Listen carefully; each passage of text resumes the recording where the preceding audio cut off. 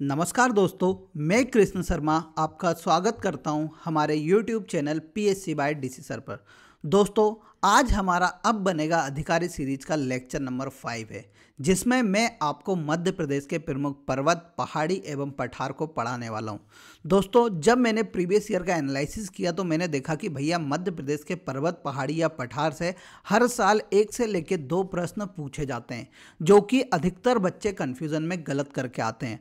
तो मेरा यह सीरीज चलाने का केवल एक ही पर्पस है कि आपको मैं कम समय में लगभग 30 मिनट में आपको एक बेहतरीन टॉपिक कंप्लीट करा सकूं, जहां से आपके एग्जाम में प्रश्न आते हैं। मैं चाहूं तो यूनिट नंबर 4 का पूरा एक वीडियो बना सकता हूं, परंतु मुझे पता है कि जहां से प्रश्न आने हैं मैं बच्चों को वहां पर रोकूं, वहां पर वो गलती ना करें। तो मेरा वही उद्देश्य है कि मैं कम से कम छोटे छोटे टॉपिक लेके आऊं, जिसका आप आसानी से रिवीजन कर पाएं और अपने एग्ज़ाम में जाने से पहले उसे अच्छे से देखते जाएं। तो आज इस लेक्चर में हम मध्य प्रदेश के पर्वत, पहाड़ी और पठार को पढ़ेंगे। देखिए, यहाँ पर प्रीवियस ईयर के मैंने प्रश्न भी संकलित किए हैं। जैसे प्रश्न कैसे आए हैं कि मध्य प्रदेश में विंध्याचल पर्वतमाला या विंध्याचल पर्वतमाला की कुल लंबाई कितनी है। यहाँ पर पूछा है महादेव की श्रेणी निम्नलिखित में से किस श्रेणी का हिस्सा है, और यहाँ पर बीजागढ़ की पहाड़ी निम्नलिखित में से किस पर्वत श्रेणी में स्थित है। तो ऐसे प्रश्न लगातार पूछे जाते हैं, पहाड़ियों के समूह से प्रश्न पूछे जाते हैं। तो आज के इस लेक्चर में हम पूरा मध्य प्रदेश के प्रमुख पहाड़ी, पठार, पर्वत को बहुत अच्छे से पढ़ने वाले हैं। तो 20-30 मिनट का लेक्चर रहेगा दोस्तों, अच्छे से देखते रहिए, क्योंकि यह सीरीज आपके लिए, मैं आपको बता रहा हूँ कि रामबाण सिद्ध होने वाली है। क्योंकि मैंने आपको ऑब्जेक्टिव भी पहले करा दिए हैं, कम से कम 5 यूनिट के एमपी की जो 5 यूनिट हैं उनके पूरे मैंने ऑब्जेक्टिव आपको कराए हैं। मैं अब आपके लिए 20-20 मिनट के लेक्चर लेके आ रहा हूँ। सर आपके लिए पता है कि 1-1, 2-2 घंटे के वीडियो लेके आएंगे, जिसमें आपको हर यूनिट का वह रिवीजन करा देंगे, परंतु मैं कुछ वैसे टॉपिक लेके आऊँगा जहाँ से आपकी गलती ज़्यादा होती है और वह ईजी भी होते हैं। तो आज के इस लेक्चर में हम मध्य प्रदेश की प्रमुख पर्वत श्रृंखलाओं के बारे में बात करेंगे और एक एक करके उनको डिटेल में समझने वाले हैं। तो देखिए, यहाँ पर एक शब्द आ रहा होगा पर्वत श्रृंखला। तो देखिए, सबसे पहले कन्फ्यूज़न दूर कर लो। पर्वत श्रृंखला क्या होती है? पर्वत प्लस पहाड़ियों का जो समूह होता है। जैसे कि बहुत स्थान तक, जैसे राजस्थान से लेकर झारखंड तक हम सभी को पता है विंध्याचल पर्वतमाला फैली हुई है। अब उसके अंतर्गत कई पहाड़ियाँ पड़ती होंगी, कई छोटे छोटे पर्वत पड़ते होंगे, तो उन सभी के समूह को क्या कहा जाता है? पर्वत श्रृंखला कहा जाता है। अब मध्य प्रदेश में पर्वत श्रृंखला की बात करते हैं तो मध्य प्रदेश में 2 पर्वत श्रृंखलाएं हमें देखने को मिलती है। एक है विंध्याचल पर्वत श्रृंखला और दूसरी है सतपुड़ा पर्वत श्रृंखला। कौन सी है? सतपुड़ा पर्वत श्रृंखला है। और सतपुड़ा पर्वत श्रृंखला आप सभी को पता है मध्य प्रदेश के दक्षिणी भाग में विस्तृत है। वहीं पर विंध्याचल पर्वत श्रृंखला मध्य प्रदेश के मध्य भाग में स्थित है। इसके मध्य से, दोनों पर्वत श्रृंखला के मध्य से नर्मदा नदी बहती है, आप सभी को याद है। और सतपुड़ा पर्वत श्रृंखला के दक्षिण से हमें ताप्ती नदी देखने को मिलती है। तो यहाँ पर अधिकतर बार प्रश्न आया है कि नर्मदा और ताप्ती नदी के मध्य कौन सी पर्वत श्रृंखला स्थित है, तो आपको बता के आना है सतपुड़ा पर्वत श्रृंखला स्थित है। यहाँ पर कुछ प्रश्न आएंगे कि भैया नर्मदा के उत्तर में कौन सी पर्वत श्रृंखला है, नर्मदा के दक्षिण में कौन सी पर्वत श्रृंखला है। तो इस मैप के माध्यम से आपको आसानी से समझ में आ रहा होगा कि कौन सी पर्वत श्रृंखला कहाँ पर स्थित है। ठीक है, अब एक एक पर्वत श्रृंखलाओं को हम डिटेल में समझते हैं और पढ़ते हैं कि कहाँ पर उनका विस्तार है, कितनी उनकी लंबाई है, कौन सी उनकी उच्च चोटी है। यही कुछ 3-4 पॉइंट पे यहाँ पर प्रश्न पूछे जाते हैं, हम उन सभी को क्लियर करते हैं। तो देखिए, विंध्याचल का मतलब होता है बिंद धन आंचल, यानी रुकावट। इसका मुख्य रूप से अर्थ होता है कि यानी भैया रुकावट है। तो विंध्याचल पर्वत श्रृंखला का विस्तार हमें राजस्थान से लेकर छोटा नागपुर के पठार तक देखने को मिलता है। कहाँ तक देखने को मिलता है? छोटा नागपुर के पठार तक देखने को मिलता है। और इसकी जो लंबाई की हम बात करते हैं तो इसकी लंबाई हमें लगभग 1000 किलोमीटर से लेके 1200 किलोमीटर तक देखने को मिलती है। ठीक है, ये बात आपको याद रखना है। अब इसके उप विभाजन की बात करते हैं कि सर इसमें बहुत सारे उप विभाजन है जो अधिकतर हमारे प्रश्न में पूछे गए हैं। तो देखिए, सबसे इसके पूर्वी क्षेत्र को मेनली कैमूर श्रेणी कहा जाता है। और यहाँ कैमूर श्रेणी हमें कहाँ पर देखने को मिलती है? तो यहाँ कैमूर श्रेणी हमें रीवा, पन्ना, सतना, कटनी वाले क्षेत्र में इसका विस्तार हमें देखने को मिलता है। यहाँ पर सोन नदी बहती है, सोन नदी के पश्चिम में है, और यहाँ से एक हमारी नदी बहती है, कौन सी? केन नदी, और केन नदी के पूर्व में है। और यह जो पर्वत श्रृंखला है वह सोन नदी और यमुना नदी के मध्य जल द्विभुजाकार मतलब जल में क्या करता है, विभाजन करता है, दोनों के जल को मिलने नहीं देता है, इसलिए जल द्विभुजायक कहा जाता है। फिर देखिए इसके मध्य वाले भाग को मेनली क्या कहा जाता है, भांडेर कहा जाता है, और इसका विस्तार हमें सागर और कहाँ पर, दमोह में देखने को मिलता है, याद रखिएगा। ठीक है, इसके पश्चिमी भाग को मेनली विंध्याचल श्रेणी के नाम से ही जाना जाता है, जिसका विस्तार हमें मालवा वाले क्षेत्र में देखने को मिलता है। अब इसकी उच्च चोटियों की बात करते हैं तो देखिए यहाँ पर एक कन्फ्यूजन में क्लियर कर देता हूँ कि आपसे पूछा जाएगा कि विंध्याचल की सर्वोच्च चोटी कौन सी है, तो उसका नाम है सिद्ध बाबा। क्या है, सिद्ध बाबा। और इसकी ऊंचाई लगभग हमें 1000 मीटर से ऊंची देखने को मिलती है। कितनी देखने को मिलती है, 1000 मीटर से ऊंचाई इसकी हमें देखने को मिलती है, याद रखिएगा। ठीक है, फिर यहाँ पर वो पूछेगा कि मध्य प्रदेश में विंध्याचल पर्वत श्रृंखला की सबसे ऊंची चोटी कौन सी है, तो उसमें आपको लगा के आना है गुडविल या सद्भावना शिखर। क्या लगा के आओगे, सद्भावना शिखर लगा के आओगे, जिसकी ऊंचाई कितनी है, 752 मीटर है। और इस जो सद्भावना शिखर है इसका विस्तार हमें दमोह वाले क्षेत्र में देखने को मिलता है, और सिद्ध बाबा का जो विस्तार है हमें दतिया वाले क्षेत्र में मुख्य रूप से देखने को मिलता है। तो यहाँ पर इतने ही प्रश्न इससे पूछे जाएंगे, याद रखिएगा। इसके उत्तर में ये जो विंध्याचल पर्वत श्रृंखला है वह भारत को 2 भागों में बांटती है, उत्तर भारत और दक्षिण भारत। अब देखिए हम एक एक करके समझते हैं कि मैंने आपको क्या बताया था कि पर्वत श्रृंखला क्या होती है, पर्वत और पहाड़ियों का समूह होती है। अब आ जाइए हम एक एक करके इसमें के अंतर्गत आने वाली पहाड़ियाँ और पर्वत के बारे में जानते हैं, जहाँ से आपके एग्जाम में प्रश्न आते हैं। तो देखिए सबसे पहली पहाड़ी है हमारी जोबट। कौन सी, जोबट की पहाड़ी। और ये कहाँ पर पड़ती है, तो ये पड़ती है भैया झाबुआ जिले में। ठीक है, उसके बगल में हमें देखने को मिलता है कौन सा, धार जिला। और धार जिले में हमें 4-5 पहाड़ी मेन देखने को मिलती है। एक मिलती है असरफी की पहाड़ी, मांडू की पहाड़ी और बाग की पहाड़ी। असरफी पहाड़ी के ऊपर असरफी महल बना हुआ है मांडू में, फिर मांडू पहाड़ी के ऊपर पूरा मांडू शहर बसा हुआ है, और बाग पहाड़ियों के ऊपर बाग की गुफाएं, जिनकी खोज डेंजर फील्ड ने की थी, गुप्तकालीन और बौद्ध धर्म से संबंधित है। फिर हम आगे आते हैं इंदौर जिले में। तो इंदौर जिले में हमें मुख्य रूप से 5 पहाड़ियाँ देखने को मिलती है। एक मिलती है सिगार पहाड़ी, दूसरी जानापाव पहाड़ी, तीसरी धजारी पहाड़ी, चौथी काकरावर्डी पहाड़ी और 5वीं बिजासन की पहाड़ी। सिगार की पहाड़ी मालवा की सर्वोच्च चोटी है, इसकी ऊंचाई कितनी है, 881 मीटर है।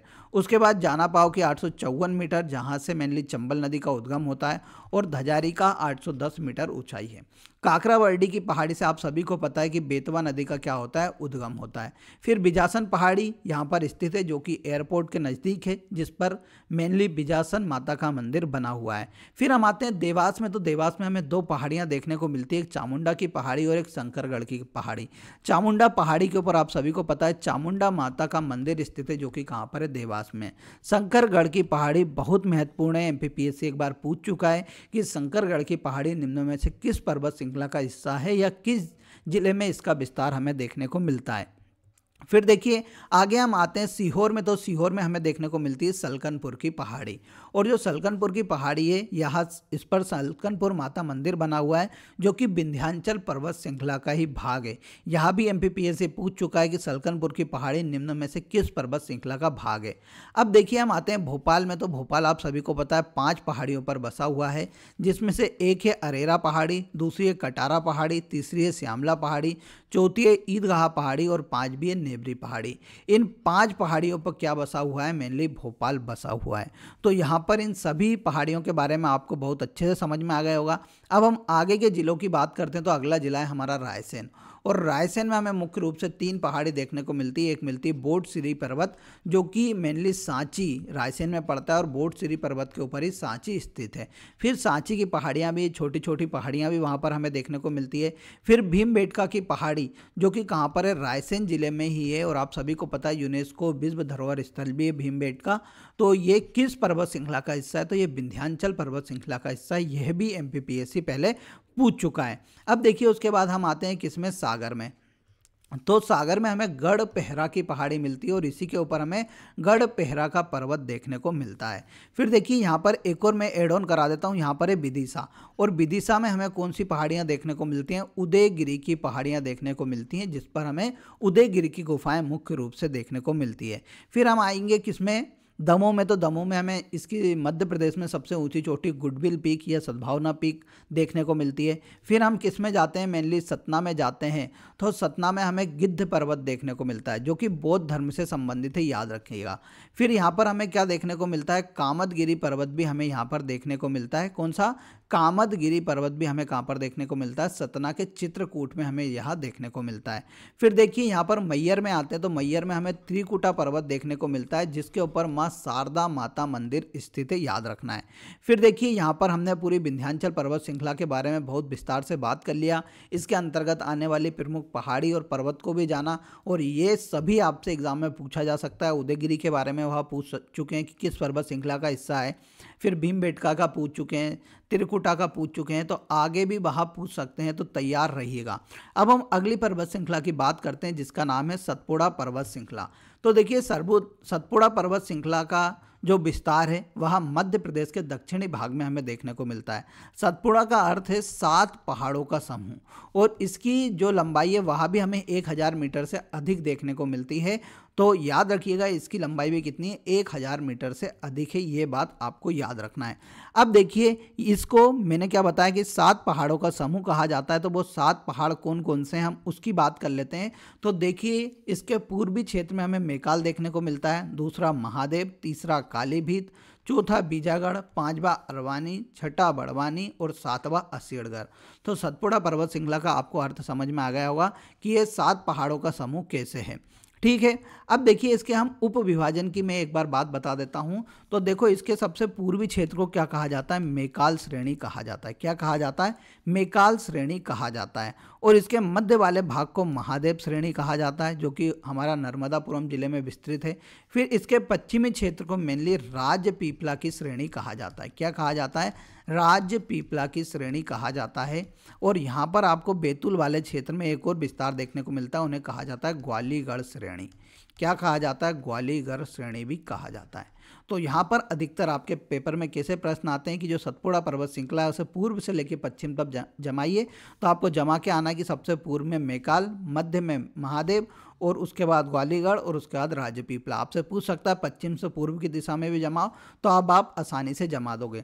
दोस्तों मैं यहाँ पर 1-2 पर्वत, इसकी सबसे ऊंची चोटी बता देता हूँ सतपुड़ा की। तो इसकी सबसे ऊंची चोटी है धूपगढ़ जिसकी कुल ऊंचाई कितनी है, 1350 मीटर है, और यहाँ कहाँ पर, पचमढ़ी में हमें देखने को मिलती है। धूपगढ़ मध्य प्रदेश की भी सबसे ऊंची चोटी है। इसके बाद हमें एक और ऊंची चोटी देखने को मिलती है चौरागढ़, और जिसकी ऊंचाई कितनी है, 1326 मीटर है, और यहाँ भी हमें पचमढ़ी में ही देखने को मिलती है। इसके ऊपर चौरागढ़ महादेव मंदिर स्थित है। तो यहाँ पर हमने सतपुड़ा की बात कर ली। अब मैंने आपको क्या बताया कि पर्वत श्रृंखला क्या होती है, सर बहुत सारी पहाड़ी और पर्वतों का समूह होती है। तो हम देख लेते हैं कि मेनली यहाँ पर हमें कौन कौन सी पहाड़ी और पर्वत श्रृंखला पर्वत देखने को मिलते हैं सतपुड़ा में। तो देखिए सबसे पहले आप बड़वानी में आओगे तो आपको बड़वानी की पहाड़ियाँ मिलेंगी। फिर यहाँ पर बड़वानी के दक्षिण में आओगे तो यहाँ पर आपको अरवानी की पहाड़ी भी देखने को मिलेगी। फिर यहाँ पर आप जाओगे खरगोन में, तो खरगोन में आपको ऊन की पहाड़ियाँ देखने को मिलेगी जो कि जैन धर्म से संबंधित है।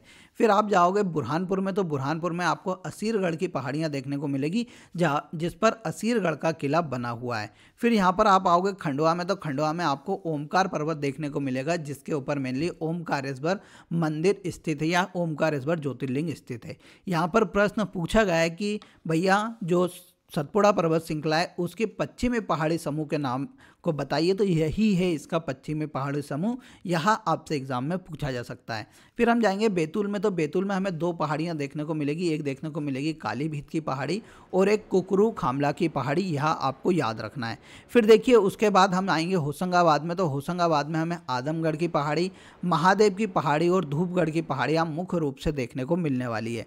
फिर देखिए यहाँ पर हम आएंगे मंडला में, तो मंडला में हमें क्या काला पहाड़ देखने को मिलेगा।